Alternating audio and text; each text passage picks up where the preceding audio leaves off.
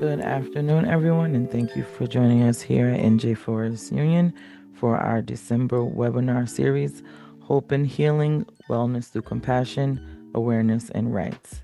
Today, we have Jennifer Destra here, who is a prevention consultant at NJ4S Union, but her path to mental health field wasn't always the plan.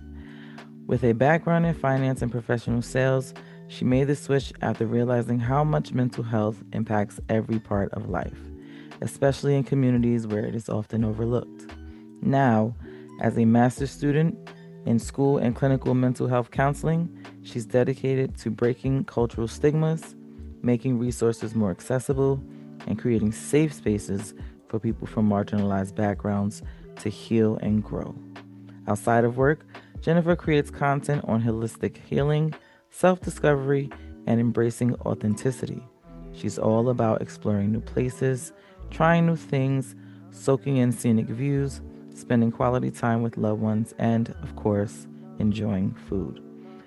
Without further ado, I pass it over to you, Jennifer, for your presentation. Thank you. So today we're talking about spending for the holidays. I know the holiday season is very filled with events, tons of activities, and tons of purchases.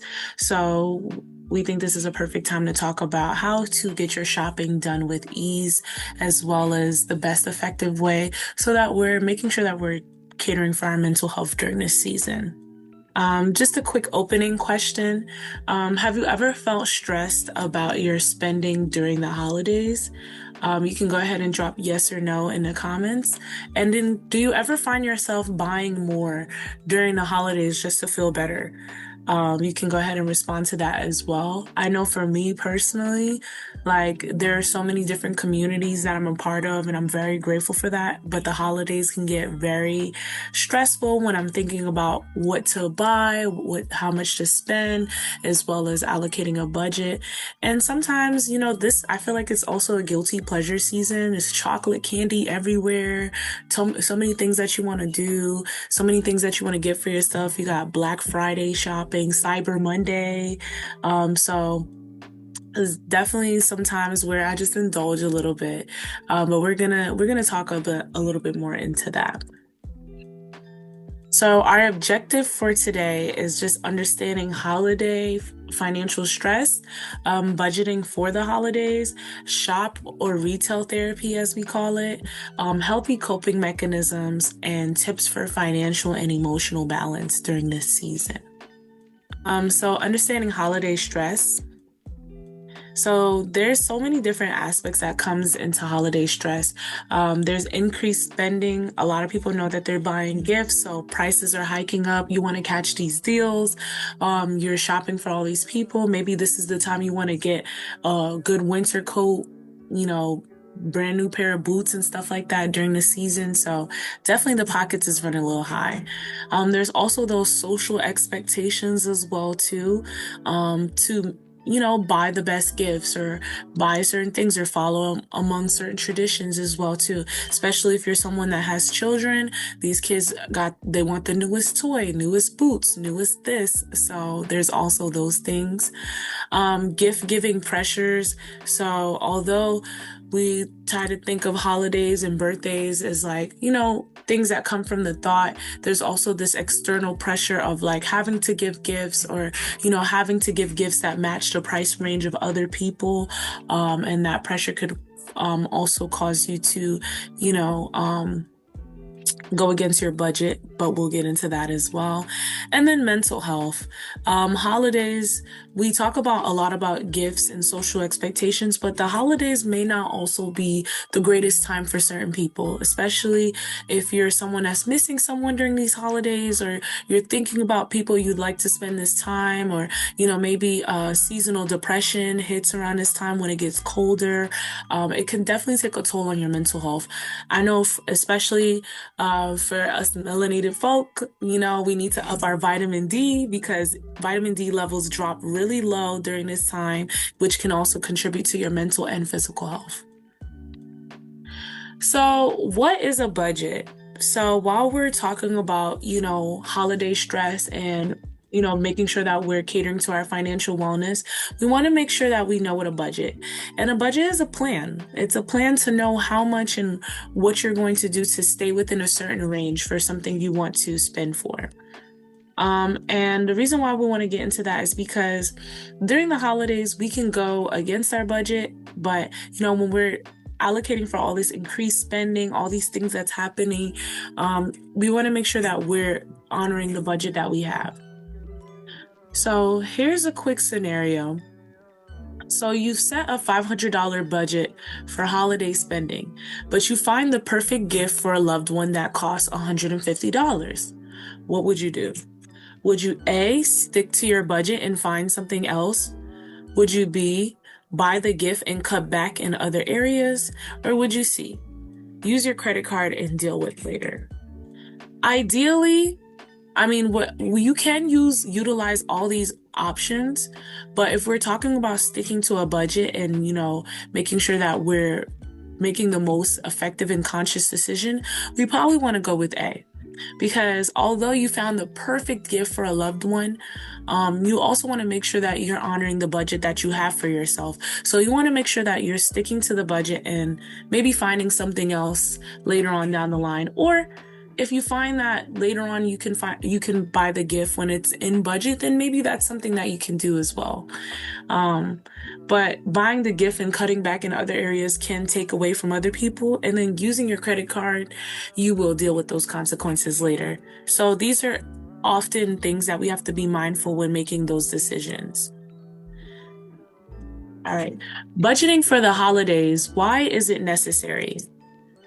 So it's important to set a holiday budget, especially me personally. The way I go about doing my budget is I make a list of all the people that I plan to purchase gifts for, as well as maybe leaving a small amount for like small miscellaneous gifts. And then I try to make sure that it sticks within a budget, seeing what I have, what I'm willing to spend. Maybe if there's something that particularly that I know from the top of the year, maybe like my little sister or something is wanted and it's within range, I try to allocate for that, as well as like understand what exactly that I'm trying to spend. And then also when you're also setting a holiday budget, keep in mind the things that you want to get. If you want to get somebody a new pair of boots, maybe you're not going to get them the $2,000, $3,000 pair of boots, but maybe you'll find them a good like $250 or $100 boots that will be durable and last long. So that's very important. Another thing when budgeting for the holidays is tracking your expenses. So seeing how much you spend. So this includes not only the budget that you have set for other people, but for the expenses that you're doing with yourself. So if you know that maybe the gifts this year are going to be a little pricey, maybe when you guys do the Christmas get together or the Thanksgiving get together, maybe you want to do a potluck instead. Maybe instead of like hosting the whole thing at your house, you want to get and collab with your friends and see how you can cut back on other expenses as well. And then prioritize your needs versus wants. I'm a certified foodie, so I will go and try the food spot that I love, that's been on my TikTok, that's been on my saved Instagram page for so long. But during the holidays, we have to cut back on the eating out, right? So you need to prioritize your needs versus your wants, especially if you want to make sure that you get the things that you need to do, like, also allocating that you're not behind on your bills or any other primary expenses like that. You want to make sure that you are taking care of the things that need to get taken care of, so that if you have leftover or anything in excess, then you can put that towards your wants. But I also say, like, during the holidays is not the time that I neglect my savings. I save so that I can have for the holidays. So if Christmas is coming around the corner, we literally or the holidays is here, you want to make sure that you are saving what you need to save to prepare maybe for Black Friday or whatever the case may be. If you know that you want to buy a new winter coat, make sure that during the holidays that maybe you want to try to get that winter coat a little bit at the end of the winter season, so that by Christmas you have it, or the holidays you have it. Okay, let's do another scenario. So, needs versus wants. Jane and her husband are spending their first Christmas together in their new home. Jane wants to give her husband a meaningful gift, but she must choose between something he wants and something he needs. What should Jane do? Should she buy the new suits, which is $500? Should she buy the 85-inch TV, which is $650? Or should she get a smaller gift and start saving for the TV together? Now, there are no wrong answers in this scenario, but there's a lot of things to factor here. If they're spending their first Christmas together in their new home, they probably want to get something that is beneficial for each other. But also, if he needs the suits, and it's within their budget, and it's something that they need because maybe he works and he got a new job, then maybe the suits would be a good option.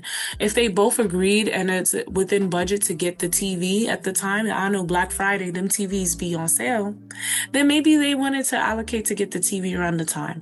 But if it's not within budget and, they just got together in a new home and they have to prioritize those expenses for the home and all those stuff, it might be best to get a smaller gift and start saving for the TV together. All right. The meat and potatoes of things, retail therapy. So retail therapy is using shopping to cope with negative emotions like anxiety, depression, or loneliness. And this is especially common. I mean, for me personally, sometimes it happens, I can't say it happens year round for some, but especially during the holidays, this is a time where it spikes up. And so the short-term relief versus the long-term impact in this is that shopping may provide temporary relief, but it often leads to regret, financial debt, and deeper emotional issues. So if you find yourself stressed over maybe a new job or having to work extra hours, or maybe you're going through a hard time during this season, cashing out the Shein cart or, getting the Amazon order, it may help. But if it's out of budget, it will lead to more financial stress. And then also, shopping can satisfy your needs for a short period of time because you enjoy what you're buying, but in the long run, you end up having doubts. One thing for me personally that's been helping me with retail therapy, because I am an avid retail therapy person, is that I really ask myself before I purchase something that, do I really need it? And even after I buy it, it's one of those things where it's if I see myself not using it right away or I don't really have a need for it, I will return it. I have become an avid returner. UPS and USPS have been seeing me often because it's those little purchases that add up, right? The $60, $50, $100 carts that can actually put a dent into your financial expenses if you're not being careful. So let's talk about retail therapy done in a positive way.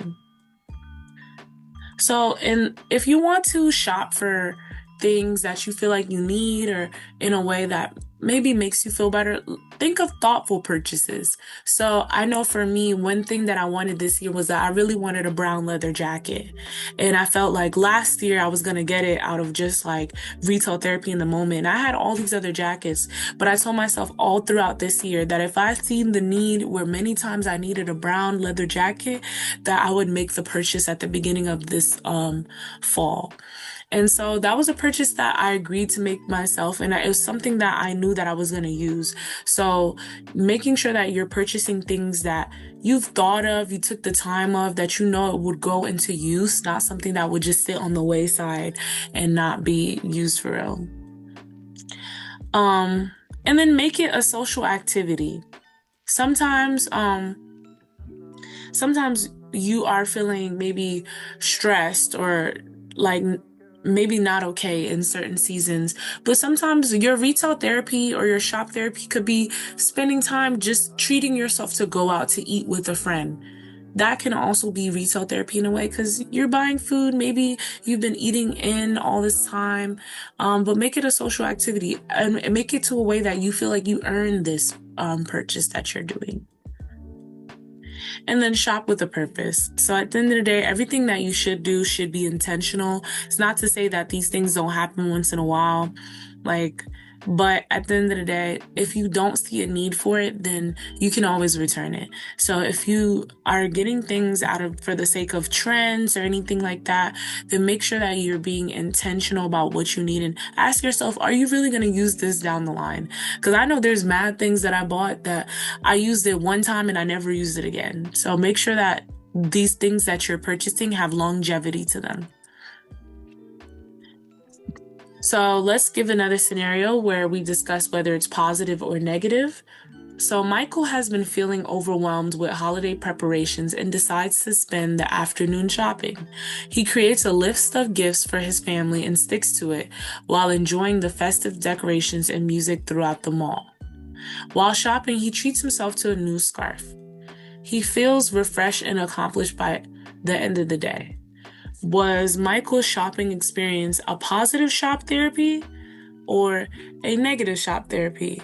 So, if Michael has been feeling overwhelmed with holiday preparations and he decides to spend the afternoon shopping, technically he was supposed to be out shopping for other people. But he did create a list of gifts for his family and sticks to it while enjoying the festive decorations and all these things. So he decided to treat himself to a new scarf. So it's one of those things where he still went out and did what he was supposed to do. And then at the end of the day, he ended up treating himself to a new scarf. So drop down in the comments below if you think this was a positive shop experience or a negative shop experience. There are no wrong answers, but I would love to hear like what you guys think, and would you have done it the same way as Michael? So some coping mechanisms, some healthy ways to manage holiday stress is maybe you want to get exercising. Like maybe you want to get some movement going. I'm not going to sit here and tell you I'm a gym girly. I am not. But I do know that especially during the holidays, it is so easy to get lethargic and, complacent during the season. You're sitting in your seat, it's cold. You want to be inside. You're not moving as much. And it's important to get your body moving because it's like, your body works well with your mental health as well too. So maybe going on a brisk walk or going on a little bit on the treadmill, or just even like doing some Zumba videos in the house or something like that. Find ways to get your body moving, or even walking around the office every now and then, so that you're not constantly sitting in one place and allowing the thoughts to consume you.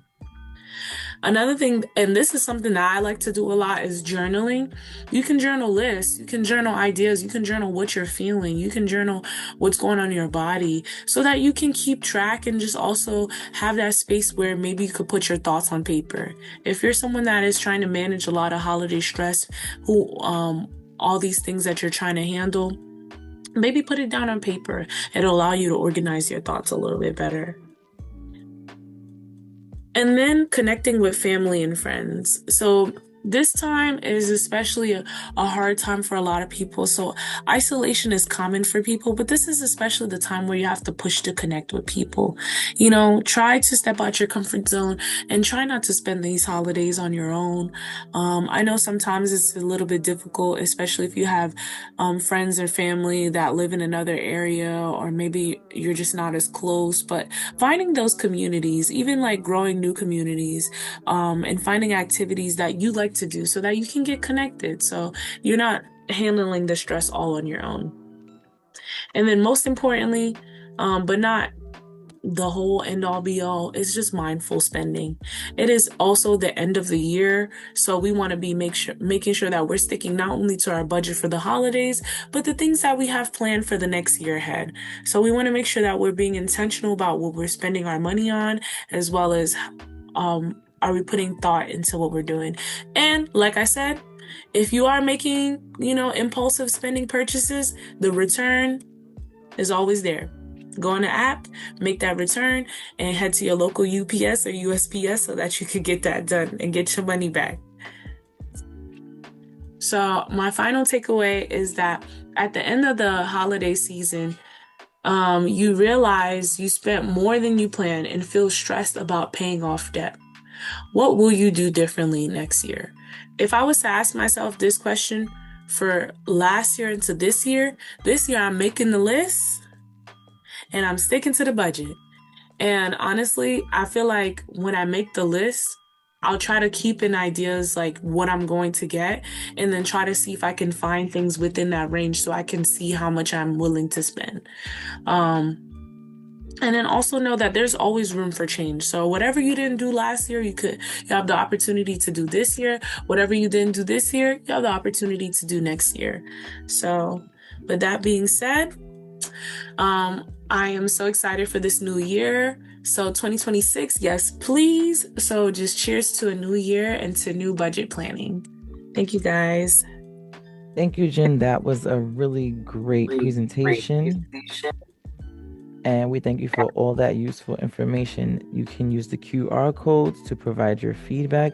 There will also be a link in the comments to provide feedback to Jennifer to let her know just how great she did. And again, thank you for joining us here at NJ4S Union. Have a great day.